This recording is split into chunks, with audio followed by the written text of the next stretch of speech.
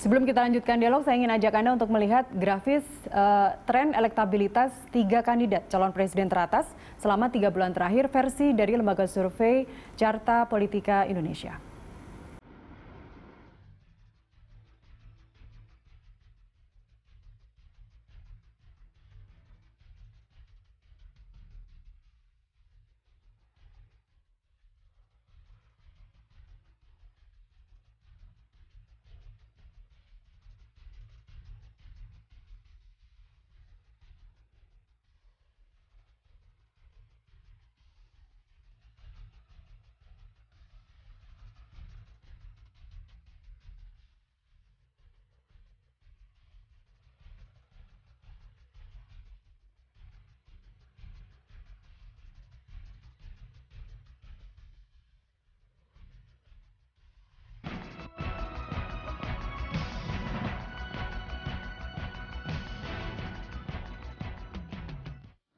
Ya, kita lanjutkan dialog bersama Mas Yunarto Wijaya, Direktur Eksekutif Carta Politika Indonesia. Mas Yunarto masih bersama kami. Oke, kalau kita lihat tadi menarik ya, Pak Prabowo dan Pak Anies Baswedan cenderung turun begitu 3 bulan terakhir ini. Tapi kalau kita lihat tadi Pak Ganjar teritorinya terus naik 13,3% pada bulan Mei, kemudian pada bulan Juni 14,8% dan naik 1% lagi di bulan Juli di posisi 15,9%. Selain kita belum bisa menyebut ini keberhasilan karena kita masih terus struggle menghadapi pandemi ini secara nasional, bukan hanya Jawa Tengah saja misalnya. Tapi apa yang membuat Pak Ganjar terus naik trennya?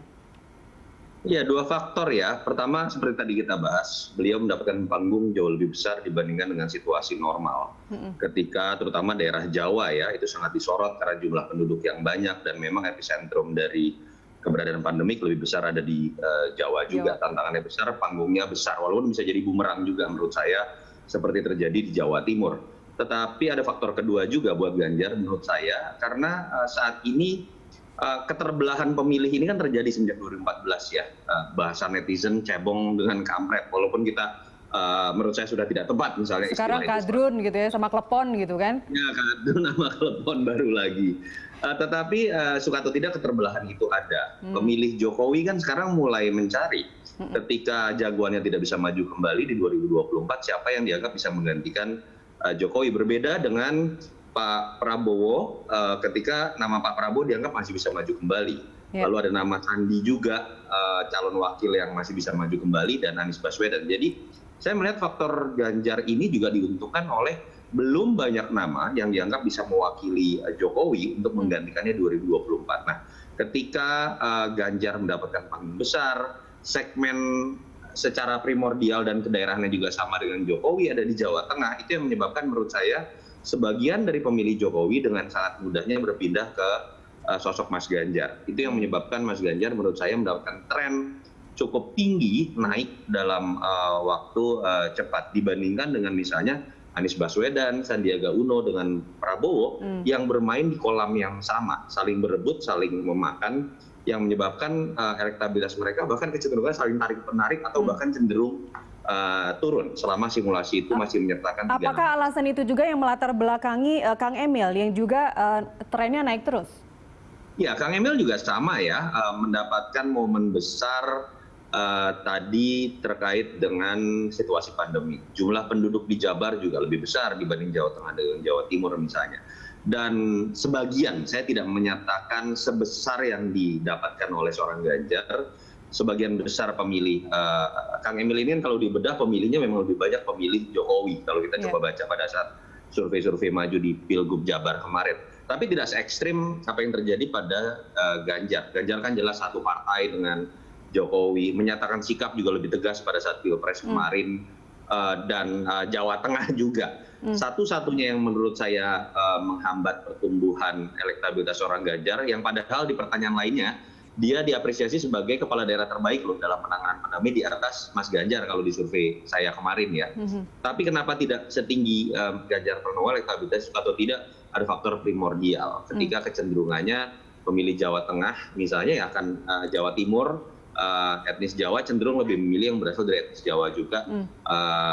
Sementara Mas Kang Emil itu kan bagian dari etnis Sunda, bagian dari Jawa Barat. faktor primordial itu yang mungkin agak sedikit menahan elektabilitas Kang Emil tidak setinggi dari Mas Ganjar. Ini artinya yang sangat mungkin sekali nantinya akan cenderung naik terus adalah kalau saya baca dari hasil survei Anda, ada Sandiaga Uno di sini 11,2%, kemudian Kang Emil yang baru saja Anda jelaskan, dan AHY juga menarik 4% perolehannya. Ini kemungkinan nama-nama itu juga yang akan naik ke 3 besar nanti. Mas AHY punya problem ya, menurut saya agak berbeda ketika elektabilitasnya kalau kita uji dari awal bahkan sebelum pandemi misalnya ya di angka 4-5%. Not bad sama sekali, sosok yang belum pernah pemegang jabatan seperti nama-nama yang lain tadi, karena memang ada captive market yang terjaga dari pemilih Demokrat, pemilih yang kita tahu pernah berkuasa 2 kali. Tetapi kenapa angkanya segitu-segitu saja? Karena penjelasan tadi, dia tidak punya panggung lebih di luar dia menjadi seorang anak Yudhoyono, lalu kemudian ketua umum Partai Demokrat, sehingga segmennya berputar di situ saja. Mungkin fanatik, mungkin tidak akan berubah, tetapi panggungnya tidak cukup besar untuk masuk di 3 besar ketika dia hanya sebatas menjadi ketua umum atau tokoh muda, ganteng, atletis. Yang dibutuhkan kebijakan. Nah, beda ceritanya kalau tiba-tiba ada keberanian untuk masuk ke dalam pemerintahan, misalnya menjadi seorang menteri. Batu loncatan akan berbeda dan harus diingat sejarahnya ayahnya menjadi seorang presiden, berhasil menjadi seorang presiden karena punya batu loncatan 2 kali menjadi seorang menteri dan dianggap berhasil. Dan dapat momentum yang sangat berharga. Apakah momentumnya didapatkan ketika dia menjadi seorang menteri? Itu yang membedakan menurut saya. Oke. Terakhir Mas Yunarto, Anda boleh menolak untuk menjawab pertanyaan saya ini yang terakhir. Apa kampanye yang tepat sasaran di masa pandemi? Ini juga kaitannya dengan apakah nama-nama yang sudah Anda survei tadi, apakah masuk dalam rekomendasi Anda dalam hasil survei, mereka selayaknya untuk dijadikan pasangan sebagai cawapres nantinya? Kampanye paling tepat sasaran suka atau tidak namanya kebijakan. Karena publik sulit untuk diharapkan sekarang melirik billboard besar, melirik talk show politik yang sifatnya hanya sebatas kosmetik, misalnya berbicara mengenai nilai secara umum, ideologi, bahkan tidak. Publik sekarang bicara perut, publik sekarang bicara mengenai kebutuhan yang paling mendasar. Bagaimana ada hal-hal yang bisa berpengaruh langsung terhadap bagaimana mereka sedang survive menghadapi situasi yang sulit. Jadi itu yang menyebabkan menurut saya memang tidak mudah buat para kepala di luar orang yang memegang jabatan untuk mendapatkan momen besar, kecuali punya uang sangat banyak untuk memberikan bansos, kan hampir tidak mungkin. Anda bisa menyaingi para kepala daerah yang punya instrumen itu berupa kebijakan dan anggaran. Jadi itu yang menyebabkan agak sulit kalau di situasi seperti ini kita melihat ada ledakan besar dari orang-orang di luar kepala daerah. Sandiaga Uno pun kan sekarang harus membentuk relawan anti COVID-nya kalau saya tidak salah, bendera supaya kemudian bisa bunyi dalam situasi seperti ini. Jadi itu yang menurut saya sulit untuk kemudian diubah polanya selama masa pandemik masih akan terjadi. Bukan tidak mungkin, harusnya membuka mata para ketua umum atau seperti AHY misalnya, atau Sandiaga Uno untuk kemudian masuk dalam barisan pemerintahan sehingga kemudian bisa mendapatkan ruang lebih besar untuk berkampanye dan secara positif memberikan manfaat buat masyarakat. Baik, Mas Yunarto Wijaya, terima kasih atas waktu Anda telah bersama kami di Good Morning Jakarta. Sama-sama. Selamat pagi. Selamat pagi.